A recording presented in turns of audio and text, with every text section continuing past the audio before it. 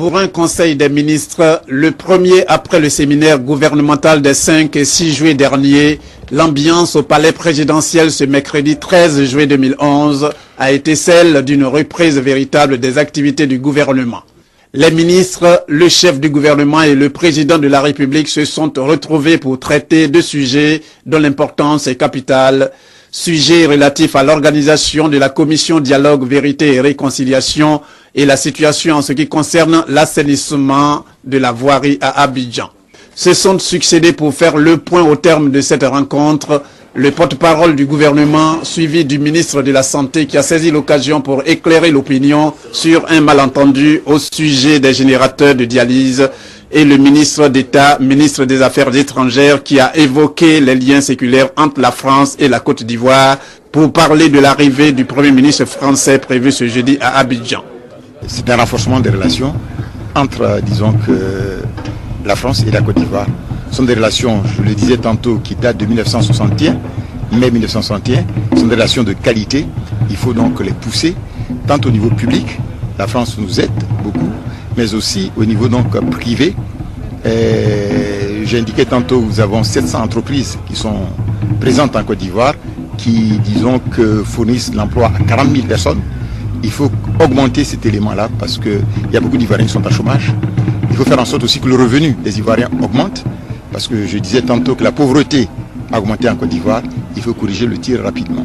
Le Conseil des ministres d'aujourd'hui a été principalement consacré à deux sujets. Le premier a trait à l'organisation et au fonctionnement de la commission Dialogue, Vérité et Réconciliation.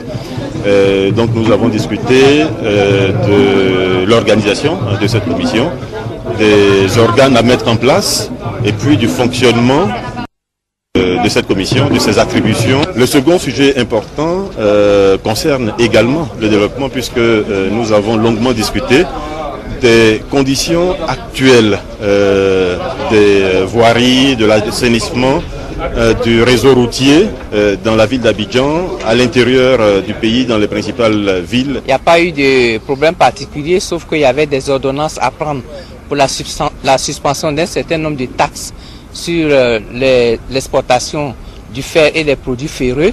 Concernant le problème que vous venez de poser sur les générateurs de dialyse dont devait bénéficier le ministère de la Santé, nous avons pris contact avec le prêtre qui a dit disposer d'un certain nombre de générateurs neufs à mettre à la disposition du ministère de la Santé. Nous sommes entièrement d'accord. Et nous pensions que les générateurs étaient déjà disponibles.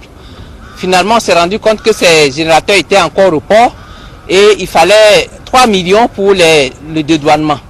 Nous avons dit de prendre contact avec nos services parce que ce n'est pas le ministère de la Santé qui fait le dédouanement, c'est le ministère de l'Économie et des Finances qui exonère les dons et matériels. Et je crois que c'est là où il y a un petit malentendu. Je pense que le monsieur n'a pas adhéré à cette décision. C'est pourquoi les choses traînent. Pour le ministre d'État, ministre des Affaires étrangères Daniel Kablan-Duncan, ainsi que le ministre de la Santé et le porte-parole du gouvernement, l'ambiance au cours de cette rencontre a été bonne et conviviale, tant les sujets abordés ont suscité le même engouement ou intérêt vis-à-vis de tous.